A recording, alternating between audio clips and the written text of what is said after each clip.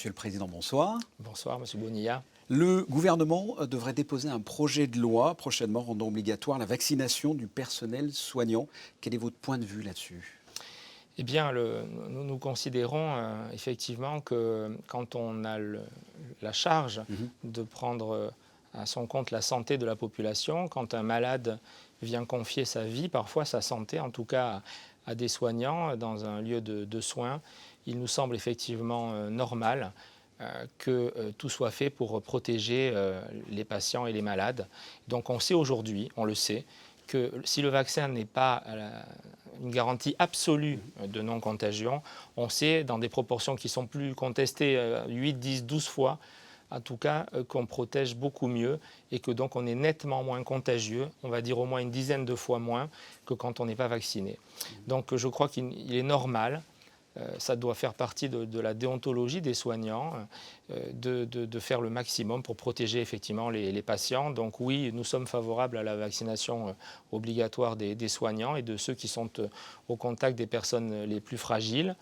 Pour autant, nous voulons laisser encore le temps aux soignants de nos structures de soins monégasques d'avoir le temps, par la persuasion encore, par les explications, qu'ils se fassent vacciner volontairement.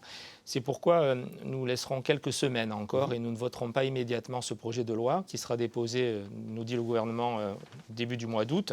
Nous l'examinerons dans le courant du mois de septembre.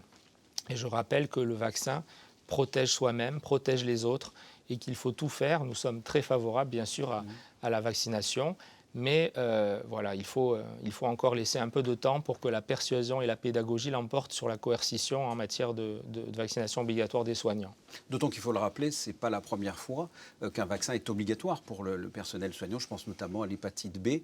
Vous comprenez cet acharnement sur les réseaux sociaux des anti-vaccins, des anti-passes sanitaires, notamment en France, et qui, selon certains sondages, sont minoritaires ?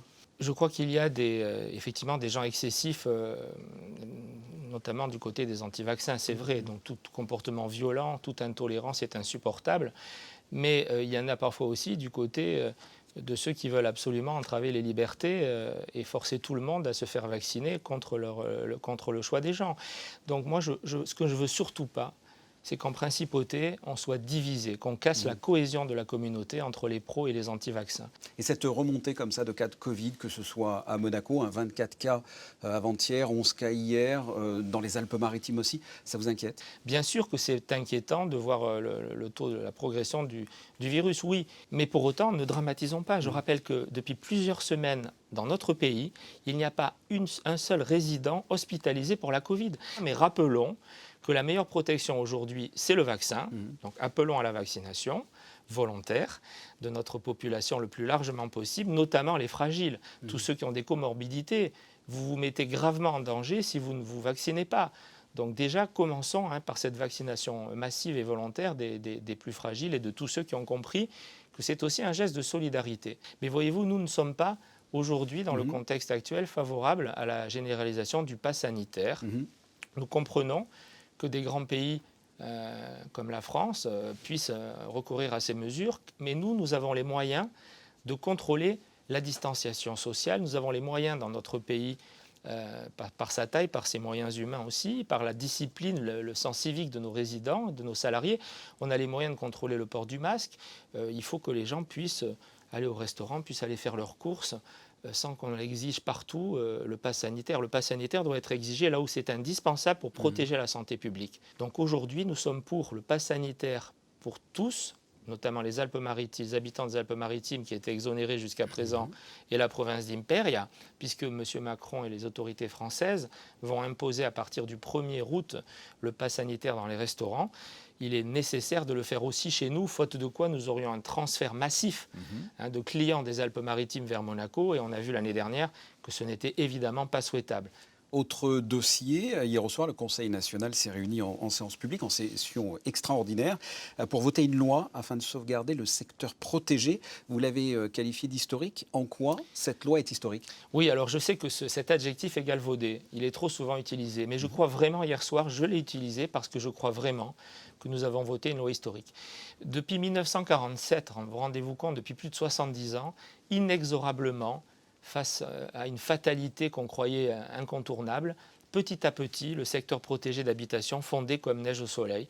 Eh bien, depuis le vote de la loi donc, hier soir, et désormais, dans ces immeubles reconstruits, il y aura autant de surfaces propriété de l'État, relouées donc à loyer modéré avec des baux sécurisés qu'il y en avait dans les immeubles détruits.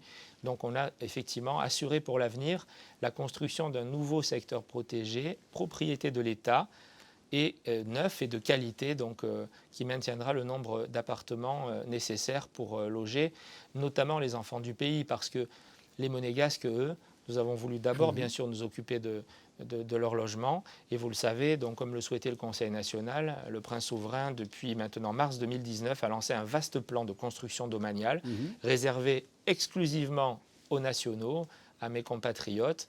Donc nous aurons 600 appartements neufs livrés d'ici 2023. Et donc les Monégasques seront bien logés quand leur situation le justifie dans les domaines. Et donc nous avons, je crois là, assuré la sauvegarde pour le futur de ce secteur d'habitation, tout en préservant, c'était notre autre préoccupation, la construction immobilière. Il ne fallait pas entraver les projets immobiliers en les rendant non rentables, en prenant trop de surface. Donc un accord a été trouvé qui est gagnant-gagnant. Objectif atteint, on maintient les surfaces protégées dans les nouveaux immeubles, mais concilié de manière équilibrée avec le droit des propriétaires et la rentabilité des nouvelles opérations, puisque pour résumer, ce que nous prenons, l'État va prendre, il va l'acheter à prix coûtant, ça ne coûtera rien au constructeur, et il va compenser en donnant autant de mètres carrés par son droit régalien donc à bâtir, de droit à bâtir, il va donner au promoteur exactement autant de mètres carrés qu'il en achète. Fin juin, une loi a également été votée concernant la reconnaissance d'un statut pour les enfants du pays. Comment, puisqu'on parlait d'appartements et de logements, comment peut-on satisfaire monégasques et enfants du pays avec une même problématique, un manque d'appartements? Donc je vous rappelle qu'est enfant du pays désormais par la loi, donc toute personne née à Monaco et qui a toujours vécu à Monaco sans interruption depuis sa naissance, eh bien, donc, il fallait pour autant que ce symbole soit accompagné, n'est-ce pas, de mesures concrètes. Nous avons voulu effectivement leur donner des droits, et à Monaco, le plus important, c'est évidemment la possibilité de pouvoir avoir un appartement en location de manière sécurisée, sans être mis dehors d'une année à l'autre ou d'un mois à l'autre, et à des prix raisonnables. Et donc nous sommes favorables, pour être encore plus efficaces, à construire des petites opérations à destination des enfants du pays. Ça a d'ailleurs été annoncé par le ministre d'État le 30 juin. Nous sommes d'accord avec le gouvernement pour qu'une première opération soit réalisée. Donc hier soir, j'ai proposé que ce soit à la rue Louis-Aurélia, sur la villa La Luciole, que nous avons préempté, l'État a préempté en février. Et ça pourrait être réalisé, je dirais, à coût zéro pour le budget national, puisque ce que j'ai proposé hier soir au gouvernement, c'est qu'on vende une petite partie des surfaces sur le marché libre pour financer la totalité de cet immeuble, une trentaine d'appartements, ce qui nous permettrait d'ailleurs de réaliser peut-être d'autres opérations, puisqu'il n'y aurait pas de coût pour le budget de l'État. Et nous avons préempté, par exemple, la Ville Hameau récemment aussi, dans des quartiers proches. Donc on pourrait effectivement construire davantage d'appartements à zéro coût pour le budget national si on acceptait qu'une petite partie de ces immeubles soit vendue sur le marché libre. Pour finir, depuis le début de la crise sanitaire, vous avez eu de nombreuses réunions en comité mixte avec le gouvernement. Comment vous pourriez définir vos relations avec le gouvernement ? Écoutez, elles sont bonnes. Donc nous sommes dans la concertation. Je crois qu'on a très souvent été en phase. On a joué notre rôle, celui de porte-parole naturel en tant qu'assemblée élue des Monégasques et des résidents. Il faut considérer le point de vue de l'autre quand il n'est pas exactement le même comme un enrichissement et pas comme un problème. Donc je crois que le nouveau ministre d'État partage, comme le Conseil national, comme moi, comme tous les élus des Monégasques, cette volonté donc de dialogue, de respect réciproque, chacun dans son rôle.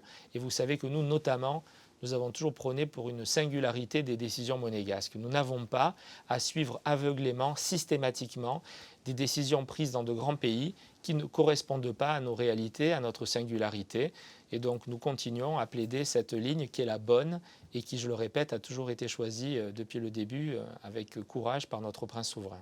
Monsieur le Président, merci. Merci beaucoup.